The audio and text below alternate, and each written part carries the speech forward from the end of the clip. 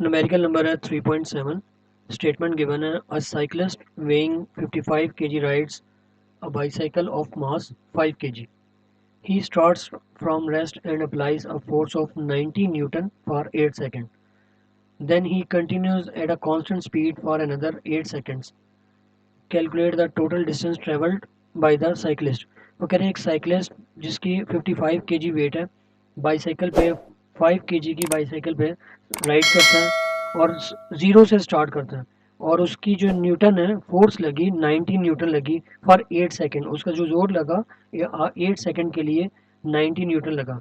Then he continues at a constant speed for another 8 second, और वो 8 second further चला. दो टाइम हुए, दो टाइम उसमें हुए. तो सबसे पहले हम देखेंगे हमारे पास गिवन डेटा क्या है. हम मास ऑफ साइक्लिस्ट आ जाएगा. Mass of cyclist m cyclist is equal to 55 kg. Second mass हमारे पास है बाईसाइकिल का, mass of bicycle is equal to m bicycle is equal to 5 kg. हम सबसे पहले इनका टोटल कर लेंगे. Total mass of system is equal to m total is equal to 55 plus 5 is equal to 60 kg. Force है हमारे पास, force is equal to F is equal to 90 newton. जैसे कि आपको पता है कि 1 newton is equal to 1 kg metre per second square. Third चीज़ है time. Time force which force time for which force is applied is equal to time 1 t1 is equal to 8 second. Time for continuous time for constant speed is equal to t2 is equal to 8 second. तो हमारे पास दो time आ गए, t1 t2. Second है हमारे पास initial velocity, क्योंकि rest से start किया तो initial velocity is equal to v i is equal to 0 metre per second. अब हमारे पास रिक्वायर्ड क्या है, distance. Distance of distance travelled by the cyclist is equal to s total.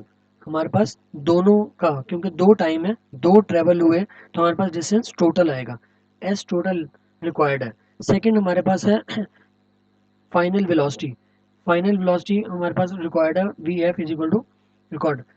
Third चीज़ है हमारे पास फाइनल वेलोसिटी को निकालने के लिए हमें एक्सीलरेशन चाहिए होती है. एक्सीलरेशन रिक्वायर्ड है, तो हमारे पास एक्सीलरेशन आ गया. तो हम सबसे पहले एक्सीलरेशन को रिकॉर्ड करेंगे, एक्सीलरेशन को निकालेंगे. Use Newton's second law to calculate the acceleration during first 8 second. So force is equal to m total mass total multiply by acceleration. हमारे पास एक्सीलरेशन रिक्वायर्ड है, तो ए लेफ्ट साइड पर आ जाएगा.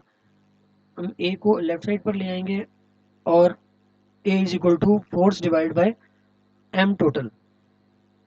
सो इज इक्वल टू फोर्स है हमारे पास 90 newton divide by m total है हमारे पास 60 kg. 90 न्यूटन मतलब है 90 kg metre per second square. So 90 divide by 60 kg is equal to 1.5 metre second square. ये आपका फोर्स आ जाएगा, क्योंकि केजी के साथ क्रॉस हो गया और आपका न्यूटन इसमें वो आ गया. थर्ड चीज़ है हमारे पास वेलोसिटी. हमने सेकंड वेलोसिटी कैलकुलेट करनी है. Now we find the velocity at the end of first 8 second. तो मैं by using the equation of motion given at your book page number 44. आपकी बुक की पेज नंबर 44 पर भी गिवन है. Final velocity is equal to initial velocity plus acceleration multiply by time. Time कौन सा, time 1. तो फर्स्ट टाइम को उसको यूज करना है. तो final velocity is equal to initial velocity हमारे पास है 0 प्लस एक्सेलरेशन अभी हमने निकाला है 1.5 metre second square multiply by time हमारे पास गिवन है 8 सेकंड. और जब भी हम सेकंड को लेंगे सेकंड की पावर 1 लेंगे. तो final velocity is equal to 1.5 multiply by 8 is equal to 12 metre second. तो फाइनल वेलोसिटी आ गई. Now we calculate the distance. So distance 1 is equal to distance during the first 8 seconds by using second equation of motion. So S1 is equal to initial velocity multiplied by time 1 plus 1/2 acceleration multiply by time 1 का square.